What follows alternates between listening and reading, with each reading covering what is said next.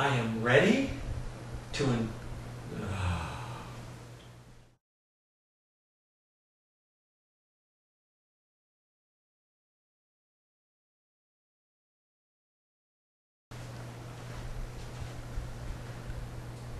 Do you know what time it is? That's right. Time for another video just for you. Stick around. Got my craft paper down again. I'm just going to put this over here like that. And it may be hard to see where the patch is because this paint that I used for the primer is almost the same color as this. So if you ever run into that and your primer is almost the same color, this is what you're going to do. You're going to use that construction light that I showed you. If you didn't see it, here it is. No construction light. I'm going to plug it in down the wall and I'm going to hold it at an angle and I'm going to be able to see exactly where these patches are.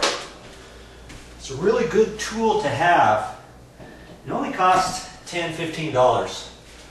Now you can't see that really.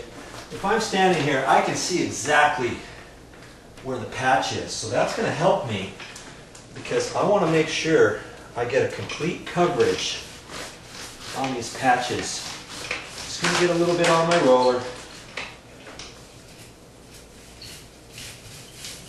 I'm going to start putting that on. Now see, I strained the paint one time, and some people say, you know, if you strain the paint twice, you get a better job. Well, there is two little specks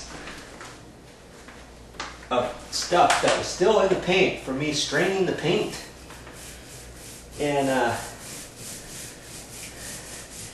so if you strain it twice, you get a better job. Now, I am just using this for a coat over my primer, and I'm going to end up painting this entire wall with one final coat over everything.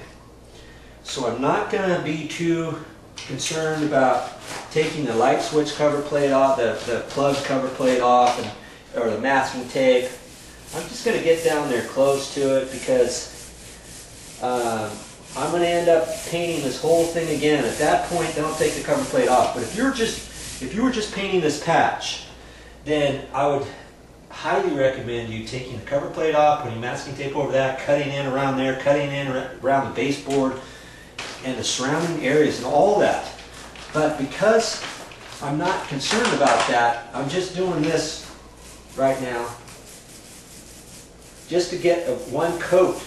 Getting a coat of finished paint over my primer so that when I go back and paint this entire wall, I'm already going to have the paint all set up. The existing paint has finished paint on here. The patch will have finished paint on there because I'm putting it on right now. Then I'm going to paint over the entire wall. If I didn't do that, let's say if I just painted the entire wall now, I still might have the possibility of the patch showing because I only have one coat of finished paint over this, and I have two coats of finished paint over the rest of the wall. So be real careful about that.